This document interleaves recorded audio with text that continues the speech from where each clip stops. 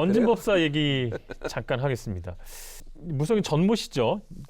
윤석열 후보 선대본부 산하 네트워크 본부에 이제 고문으로 일을 하고 있다는 보도가 있었고 보도가 나오자 국민의힘이 논란 하루 만에 이제 네트워크 본부를 전격 해산했습니다. 이 활동에 대해서는 어떻게 알고 계세요? 고문으로 있었던 게 사실인지는 잘 모르겠어요. 공식 지책은 없었다고 하고. 잠깐만요. 네트워크 본부는 알고 계셨어요? 많더라고요. 네트워크 본부는 알고 계셨어요? 네트워크 본부라는 게 조직본부 산하에 있는데 총괄본부 산하라고. 선대본부 산하. 네, 선대본 총괄본부 산하. 저희 캠프에 10층을 쓰거든요. 근데 10층은 완전히 오픈된 공간이에요. 사랑방 비슷하게 꾸며놓은 완전히 오픈된 공간을 그 조직본부에서 쓰고 네트워크 본부도 거기를 네트워크 본부 활동 사무실로 쓴 것 같아요. 그러니까 출입이 가장 자유로운 공간이었다. 캠프에서 나간 임명장이 한 11만 장 정도 된다고 하거든요. 물론 전자임명장 형태로 이렇게 SNS를 통해서 보내드린 거지만 대부분 그러다 보니까 뭐 많이 좀 과장된 것이 아닌가. 민주당에서는 뭐 제2의 최순실 사태와 같다. 또 국정농단 시즌 2라고 비판을 하는데, 그러니까 이게 하루 만에 이 조직을 해산시킨 걸 보면 그런 부분을 좀 걱정한 게 아닌가라는 생각도 들고요. 민주당은 사사건건 최순실이라는 이름을 자꾸 갖다 붙이죠. 뭐 김건희 씨 얘기가 나왔을 때도 최순실이 염려된다. 또 건진법사라는 사람이 거명되니까 또 최순실이라는 이름을 갖다 붙이고 있는데 매번 여기 붙였다 저기 붙였다 그래서 효과가 날진 잘 모르겠어요. 민주당 관련된 관심인지 없으니까 저렇게 잘 모르고 말씀을 하시는데 관심 없어요, 전. 그러니까 자꾸만 비판만 하죠. 좀 지피지기면 백전백승이라고 상대방을 좀 알려고 노력을 아니 해야 알면 돼요. 더 끔찍할 것 같아갖고 알고 싶지 않아요. 정통 기독교 불교에서 스스로 영적인 인물이다라고 얘기하는 종교인들은 없어요. 저거는 무속신앙 시쳇말로 무당들 사이에서 쓰는 표현이거든요. 그리고 도사들과의 대화를 한다. 자, 그 얘기가 나왔을 때 민주당에서 거의 그 지침으로요. 최순실과 연루시키지 말아라고 하는 게 기사까지 나왔습니다. 우리 국민들 수준이 이렇게 녹록치가 않아요. 오히려 과하게 끌고 가면요. 역작용이 납니다. 그래서 공식적으로 최순실 발언을 하루 동안 그 함구령을 내렸어요. 그런데 왜 최순실 얘기가 터져 나왔냐면 세계일보 때문에 그랬어요. 그 이른바 법사, 무당 뭐 이런 분들과 막역한 관계에 있었다라고 하고 김건희 씨가 영적인 인물이고 도사들과 대화했었다라고 하는 이러한 내용을 뒷받침할 만한 것을 여러 언론사에서 준비하고 있다 그래요. 국민들이 왜 우려하냐 하면 최순실 때 1+1 정권이라 그랬잖아요. 근데 최순실 씨가 그냥 정상적인 사람이 아니라 거의 영매처럼 역할을 하고 있었던 거예요. 이 최순실 씨 부친이 어떤 사람입니까? 최태민이라고 사이비 이분도 거의 뭐 영매라고 하는 분 아니에요? 정말 우리가 그 일상생활에서도 이렇게 가까이 하기 좀 그 꺼려하는 분들, 이 무속신앙, 무당 이런 분들의 얘기를 들으면서 정치를 하고 이분들에 의해서 무슨 행정을 하고 이런 분들에 대한 부분에 대한 강력한 트라우마가 있는 거거든요. 우려가 있고. 그런데 그 본인을 윤석열하고 소개했던 조모 회장 그리고 거기에 껴있던 무정스님 이 무정스님도 정통 그 조계종이나 이런 그 28개 종단에 소속돼 있는 스님 아니지 않습니까? 그렇죠. 뭐 또 인터넷에서 천공스님이라고 하는 분은 자기가 백두산 천지를 가면 온도가 이게 치솟는데 자기 열 때문에 이런 사람의 컨설팅을 받는다? 그러다 보니까 국민들이 우려하는 건 뭐냐 하면 이런 무속인들이 정권을 좌지우지하는 그러한 후보 아닌가 이런 우려라는 거예요. 그래서 저는 자꾸만 이거를 부인하고 모른다 하고 그럴 것이 아니고 이런 부분에 대해서 같이 앉았고 면접을 봤다는 기사도 또 나오고 있지 않습니까? 사람들이 네티즌 수사대가 다 찾아내고 디지털 시대에는 가릴 게 없어요. 못 감춥니다. 지금 마치 무속인들에게 전적으로 의존하는 후보인 것처럼 자꾸 이미지를 더 씌우고 계신데 윤석열 후보 주변에 뭐 무슨 법사 뭐 이런 분들이 자꾸 등장하는 게 이상해 보이는 것은 사실이에요. 하지만 이재명 후보 주변에 조폭 출신들이 자꾸 등장하는 건 더 이상하죠. 윤석열 후보가 그 손바닥에 왕자를 쓰고 나타났어요. 2번씩이나. 그게 카메라에 잡혔죠. 그때 뭐라 그랬냐면 어떤 팬이 써준 거라 그랬어요. 자, 국민의힘에서 좋아하는 C 모 일보에서 그 건진법사의 작품이라고 보도를 했습니다. 그리고 언론사에서 이거 그 사람 작품이라고 얘기할 때 왜 입을 다물고 있죠? 거기에 대해서 해명을 해보세요. 그 부분에 대해서도 지금 민주당은 상당히 이중적인 태도를 갖고 계신 거예요. 지금 그렇게 큰 의미를 부여했던 김건희 씨의 그 통화 녹음 파일에 의하면 그 왕자 얘기에 대해서 김건희 씨가 뭐라고 해요? 그거 열심히 응원해주는 할머니가 써준 건데 그거를 언론이 마치 무속인이 써준 것처럼 몰아갔다라고 녹음 파일에 그 내용이 들어있잖아요. 할머니도 이제 또 찾아보면은 무당 할머니가 나오는 거 아니에요? 자꾸 그러니까 거짓말을 그리고 자꾸 건드리시는 거지. 건진법사가 왕자 써줬다고 보도한 언론사에 문제 제기를 하세요. 그러면. 그래, 전 못 봤는데 그 보도. 네. 자, 대장동 수사 관련해서 이제 화천대 대주주 김만배 씨와 또 천화동인 5호 소유주 정영학 회계사 녹취록이 이제 일부 언론을 통해서 좀 공개된 부분이 있는데 조금 새로운 사실들이 나오고 있습니다.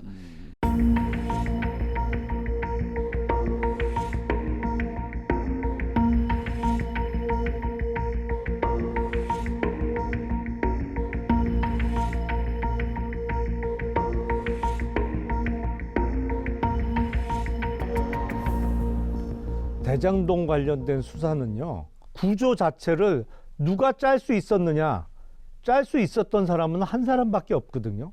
근데 그 한 사람에 대한 수사 의지가 없다는 게 가장 큰 문제로 보여요. 자, 민관과 공공이 50대 50에 플러스 1주 해갖고 나눴잖아요. 그럼 이제 그 다음에 민간 수익 구조를 설계한 그 핵심 설계자가 누구냐면 하나은행이에요. 하나은행이 화천대유한테 몰아줬거든요. 그리고 정영학 회계사가 뭐라고 얘기를 합니까? 화천대유하고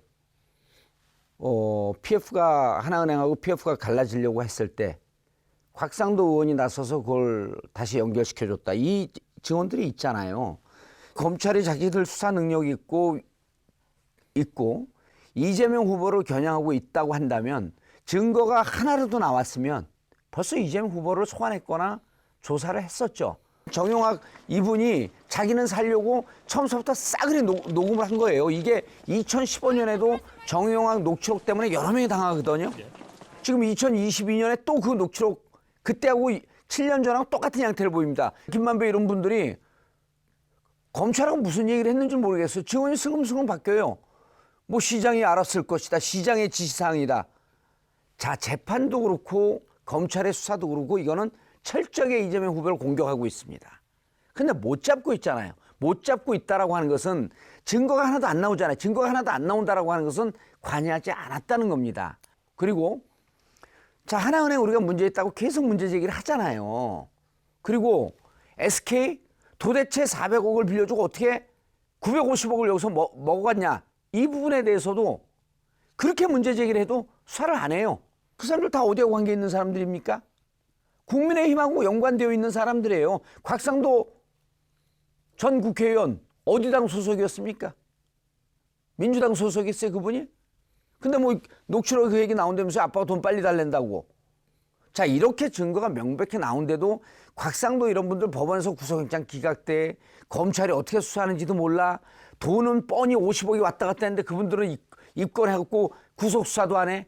자, 이런 걸 보고 국민들이 이 내용 그대로 나가면 국민들이 누가 정당하고 누가 정당하지 않다고 보겠어요. 말씀하신 대로 PF 자금은 하나은행이 다 돼요. 근데 이익금은 화천대유가 거의 대부분 가져가죠.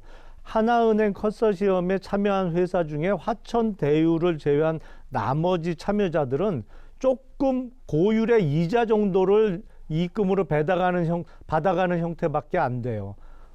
거의 1조 가까운 이익금을 화천대유가 다 가져갑니다. 근데 이게 어떻게 가능했느냐? 사실은 성남도시개발공사가 설계를 할 때 초과 수익에 대해서 환수하는 조항을 넣었으면 돼요. 그리고 실무자들이 결제를 올릴 때까지 그 환수 조항이 있었어요. 그게 7시간 만에 삭제가 돼서 내려오고 그거를 실제 구조가 짜여 있었어요. 그걸 짤 수 있는 사람은 당시 성남시장 외에는 없어요. 아무도. 그러니까 그럼에도 이제, 불구하고 예. 지금 녹취록에도 나오잖아요. 천화동인 1호의 절반을 실제로 소유하고 있다는 그분에 대한 수사가 안 이루어지고 있는 것이죠.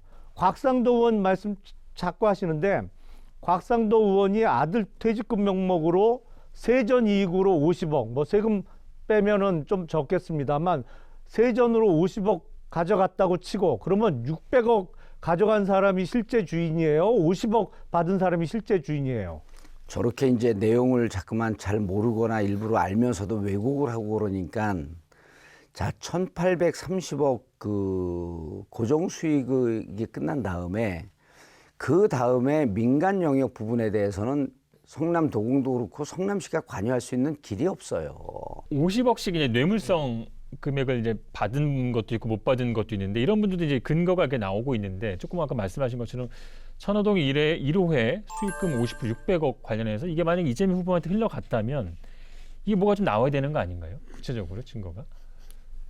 그러니까 우리가 보통 예. 파킹이라는 용어를 많이 씁니다. 은어지만 안 되면 물론 파킹이라죠. 파킹이라는 그렇죠. 용어를 많이 쓰는데 그게 실제로 건너갔다면 바로 확인이 가능하겠죠. 예. 근데 녹취록의 내용을 보면 실소유주라고는 나옵니다만 송금이 됐다든지 아니면 돈이 정말로 전달이 됐다고는 그 부분은 녹취록에는 그 내용은 없는 예. 것 같아요. 그리고 성남시장 선거 무렵에 뭐 43억 정도가 갔다. 뭐 이런 내용은 있죠. 간단합니다. 검찰이 저 수법을 알기 때문에 저거 변호사들이 많이 쓰는 수법이거든요. 예. 그 변호사들이 누구 이렇게 불법적인 거 관여할 때 저렇게 컨설팅을 해줘요. 예? 이렇게 하고 나중에 받는 약정으로 하고 서로 비밀 약정으로 하고 나중에 받으면 된다. 이제 이게 쉽게 얘기하면 갖다 차를 그 주차하는 것처럼 예, 예. 파킹 기수법이라고 하는데 저거 저렇게 해놨잖아요. 그럼 지금 몇 명 구속됐습니까? 저 사람들 입에서 다 나옵니다. 실소유주가 있었으면 나왔죠. 예를 들어서 SK 이렇게 도망가려고 하고 연결해갖고 몇 단계 거치면서 950억을 받아가요. 그거 처음에 모를 것 같았었죠. 근데 결국 드러나지 않습니까? 수사 들어가면 여기 들어간 뭐 유동규, 그 정영학, 김만배, 남욱 이분들 다 물어볼 때 집중적으로 누구를 물어봤냐면 이재명 시장을 물어봤습니다. 그럼 여기에서 걸려 있었으면 나왔죠. 그분들이 왜 이재명 시장을 보호합니까? 정말 파킹을 시켜놨다면? 동네 조금만 주차장 가도 파킹하게 되면 티켓도 주고 하는데 티켓이 없는 상황이라서. 더 얄미워하는 거. 화천대유나 천화동인은 지금 사실은 그게 일종의 SPC잖아요. 특히 천화동인은. 예, 예. 그러니까 그거를 다 이익 정산을 끝내고 해산하는 절차를 밟아야 되는데 그게 안 돼 있는 거잖아요. 예. 지금. 자, 지금 두 후보 지지율이 굉장히 요동치고 있는데 굉장히 중요한 변수 가운데 하나가 이제 두 후보의 양자 TV 토론입니다. 이제 설 연휴에 이제 하기로 합의를 했고요. 두 당의 또 전략부터 좀 알려주시죠. 좀 예리한 정치 고관여층 좀 되거나 그런 중도층에서 관심이 높은 분들은 좀 파악을 해낼 텐데 120분 제한된 주제 제한된 시간 갖고 잘 드러나지는 않을 거다. 그래서 이재명 캠프 측에서는 처음엔 기대를 좀 하고 있다가 요즘은 그 TV 토론은 그냥 그 기본적인 의무방어전 수준이 될 것이다라고 해갖고 거기에 뭐 크게 기대는 안 하고 있습니까? 크게 기대는 하지 않고 예. 이제 우리 실력을 다 보여준다. 예. 이런 정도로 가 있죠. TV 토론이요. 의외로 승패가 갈리는 경우가 많이 있어요. 그러니까 어떤 토론 내용 아니면 그 토론의 논리적인 완벽성 이런 거보다 가장 큰 영향을 끼치는 게 태도입니다. 상대방에 대한 배려 내지는 공격을 당했을 때 얼마나 그거를 점잖게 내지는 예의를 지켜가면서 대응을 하느냐 이런 태도를 많은 국민들이 더 주의 깊게 보시거든요. 예. 그러니까 그런 면에 좀 그 집중을 해서 토론회를 진행하고자 하죠. 2007년 대선 때 이명박 후보하고 정동영 후보하고 TV 토론이 붙었어요. 근데 많은 분들이 기대를 하기에 정동영 후보는 그 메인 앵커 출신이잖아요. 그리고 이명박 후보는 실물 경제를 오랫동안 하셨습니다만 어떤 정치적인 토론이나 연설을 잘하는 분이 아니었어요. 예, 그런 뭐 목소리도 약간 쉰 목소리가 나시고 그래서 걱정을 많이 하셨는데 토론의 거의 막바지에 당시 이명박 후보가 한마디 딱 했는데 그거를 승부가 결정이 났었어요. 뭐냐면 예. 아이고 말로는 도저히 못 당하겠어요. 이명박 후보는 말은 잘하진 못하지만 일을 잘하는 후보 아니면 실제로 일을 많이 해본 후보라는 이미지를 심어줬거든요. 그러니까 TV 토론은 꼭 말을 누가 잘하냐 뭐 누가 공격을 잘하냐 이런 거보다는 어떤 국민들께 한마디로 심어주는 이미지로 승부가 결정날 수 있다 이렇게 생각이 듭니다. 근데 이제 2007년도에는 그렇게 뭐 썩 그 매끄러운 일은 아니에요. 왜냐하면 그때는 이미 판이 다 결정이 난 거기 때문에 그래도 토론의 전설은 역시 안철수 토론이죠. 제가 MB 문 아바타입니까? 후보님 생각을 묻습니다. 제가 MB 아바타입니까? 그게 제 생각입니다. 아 그렇습니까? 이건 아마 그 캠브리지 어학사전에도 아마 등재되지 않을까. 자, 수고하셨고요. 한 주간 쌓인 정치 독서를 빼기 위해서 디톡스 주스 준비했습니다. 수고하셨습니다. 예.